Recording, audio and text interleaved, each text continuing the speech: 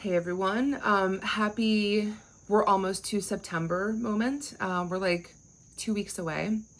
Yes, these are pumpkin candles behind me. I am tapping into that basic bitch energy. Listen, I didn't get fall last year because Helene hit, and so I am that autumn hoe. And if you walk into my house, it smells like a fucking like pumpkin extravaganza, and just have to deal with it. Okay, but I'm excited because fall is my ultimate favorite season, and it really at this point, because of climate change, is only lasting 2 months max, and then moving on. And so I'm gonna soak it up, even if it's early and I'm sweating my ass off right now, which I am. I haven't been doing a lot of videos lately because I don't have the energy for it. I'll be honest, and it's not because I don't want to. I'm going through some health stuff. And so I've been actually finding that my energy is better served in writing, and that's why I created the Substack. Ultimately, at the end of the day, I'm writing a couple books and I went to practice some discipline, but also I guess I had a feeling that I wouldn't be able to do as many videos because it takes a lot of energy out. But that said, I'm doing a video today, and it's in accordance with the Substack that I just published about ancestral healing and trauma. I usually do videos to help give prescriptive advice and stuff like that around spirituality. And I'm kind of doing half and half today. There's spiritual advice that I want to give on something that I'm actively going through. And I do believe as a healer that I haven't figured it out. And if any healer gives you that impression that they figured it out, they're full of bullshit, dude. I am right now in the middle of going through a lot of health issues because I am healing ancestral trauma. And I do believe that I was born into the family that I'm in, both my dad's and my mom's families, as a disruptor because I refuse to deal with trauma by avoiding it or shoving it under the rug. And when I speak out about this, I'm not speaking out against my family or anyone who is just getting through their lives the best that they can. It's more so for me, I made the decision that the buck stops with me, quite literally and biologically it does, but it doesn't mean that my body's like, we made that decision, we're done now. It doesn't work that way either. My body is going to be the manifestation physically, and it is right now, of the trauma that has been pervasive in my family system. And so I'm going to talk about it.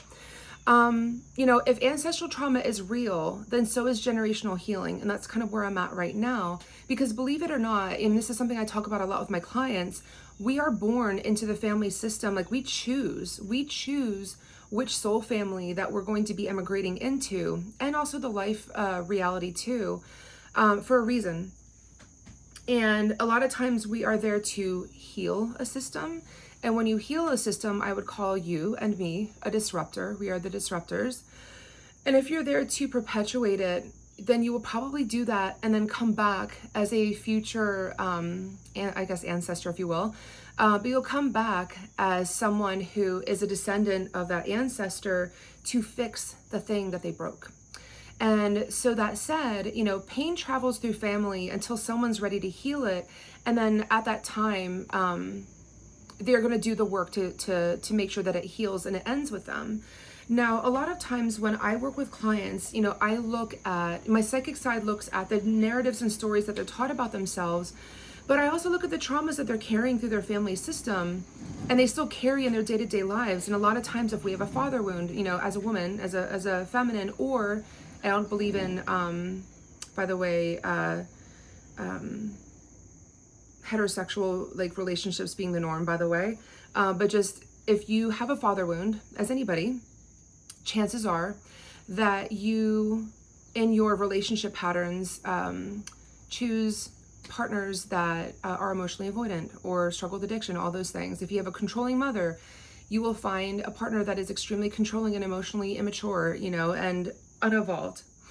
All that said, a lot of times generational lineage trauma travels down families because of avoidance, and it's because a lot of people are not given the therapy and the tools and the mental health systems.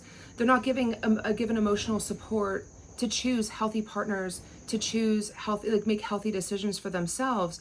And so a lot of times when we go into a family system and we experience this disruptor mentality, we're there to heal it, and that healing looks and feels chaotic.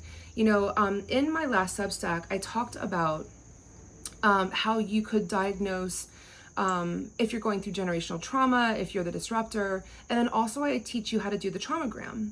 You know, traumagram is looking at your family tree, and you're observing the men and the women in your family and what they have done to contribute to the generational trauma.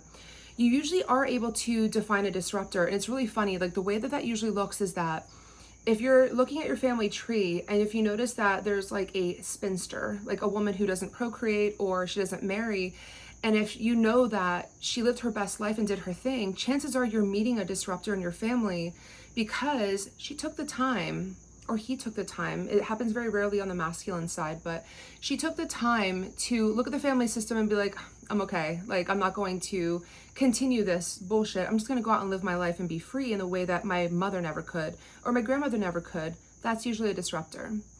Now, when you come to yourself and your role in the family tree, and if you're the kind of person that looks at your tree and is observant of all of the traumas and abuses that are passed down through avoidance because no one had the ability to transmute it, chances are you're looking at you ripping the limb off and then planting a sapling and just saying, it ends with me, I'm not going to do this. I'm going to create an entire reality that exists outside of this family system.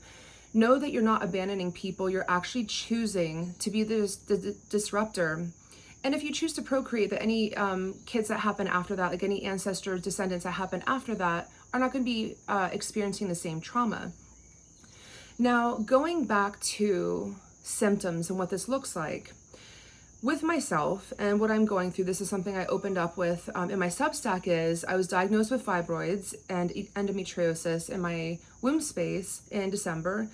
I have fibroids the size of like the equivalent of a 6.5-month pregnancy, 7-month pregnancy. It's huge. I'm carrying a fucking fruit basket around. And it's very uncomfortable. You know, I don't have energy. I'm also going through chemotherapy that's unrelated for my skin cancer. So there's not a lot of energy that I do have to expend, and I'm sweating to death every day. But that said, I figured out my Western medicine modality. I have a surgery scheduled with 2 powerful female surgeons in New York City. And then I've also been doing the spiritual work here in Asheville by finding womb healers. And I've been doing a lot of womb work with friends who are healers, with sound healing, and actively resting a lot and listening to my body instead of pushing it in that like bullshit capitalist, masculine way. I've stopped pushing myself and being so hard on myself to make deadlines.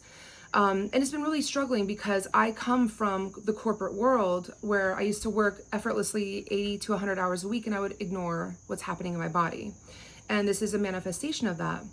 But in one of the healing modalities that I was doing with a womb worker, with a doula, I had this epiphany that my fibroids didn't belong to me and that they belonged to the others. And when I identified the others, I did a deep meditation and an active visualization where I went and I met the ancestors whose wounds that I'm carrying. And when I identified through my traumagram that a lot of women in my family had, a wound of lack of education opportunities, a lot of them experienced sexual trauma in their relationships, were forced to carry babies that they didn't want and were forced into in that interaction.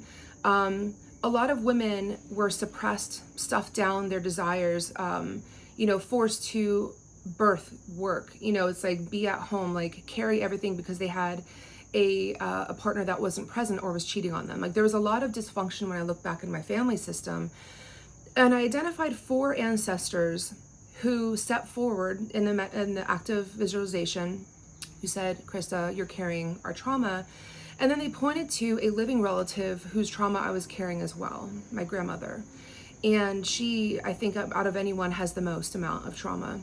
And they said, this belongs to her as well. And so I did a ceremony around it and I cord cut. I thanked the women for their experiences. But I cord cut from that modality because I don't want to carry their traumas anymore. I am a disruptor and I've got my own wounds I need to work on. So I thank them for their experiences, and I moved on. But if you are going through what I'm going through, and mind you, like I'm going to have the surgery that removes my fibroids and scrapes out the endometriosis, but it doesn't mean that my spiritual journey is over. Like I still have grief. I still have like a lot of work to do. around the womb space and around my ancestral trauma that's probably going to take a couple years to really, go into. And a lot of that is going to be centered around rest. But if you're experiencing something very similar, I'm just going to walk you through some symptoms and give you some solutions around it. Symptoms look like dimming your light to fit in, which is making yourself as small as possible. Fear of being seen or hiding who you are in your true authenticity. A lot of us do that with our families if they know that they're going to push back on it. I deal with a lot of clients who experience extreme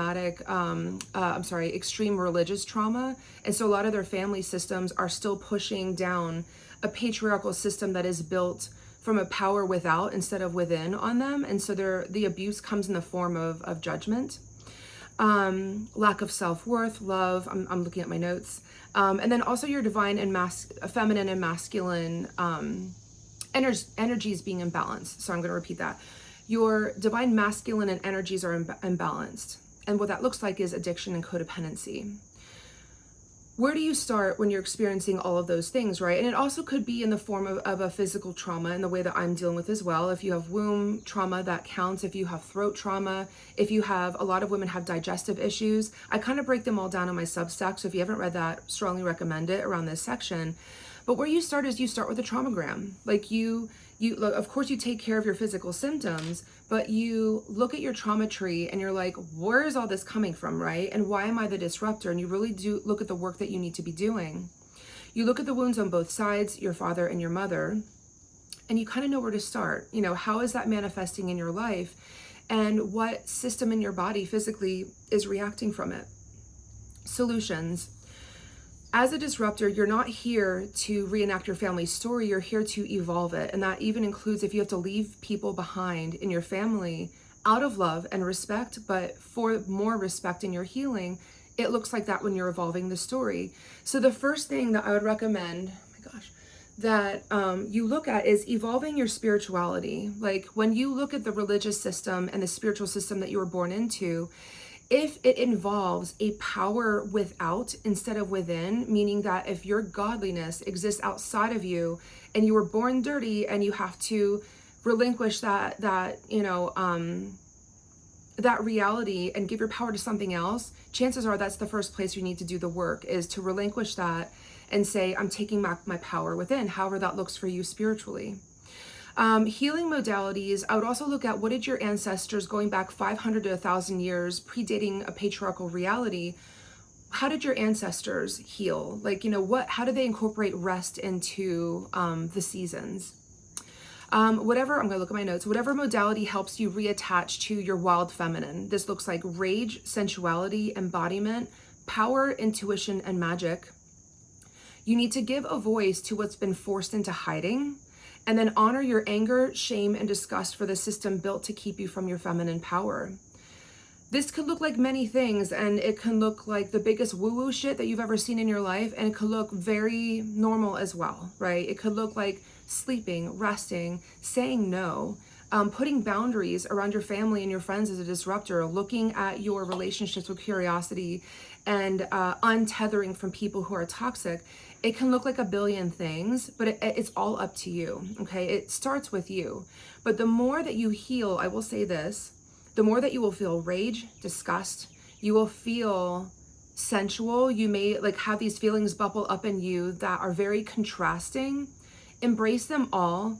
No size fits all, to be honest with you. It all looks different for everybody. But that said, I will be doing probably a series of articles and videos about this as I go through my journey, all the way down to when I am checking in up in New York City at the end of October to have my surgery. This is a really long video, apologies, but you can't really unpack ancestral trauma in a 5-minute video. If you have questions or want to book a reading with me, you know how to find me. In the meantime, go get yourself a pumpkin candle because it really makes you feel better. I promise you. All right, take care.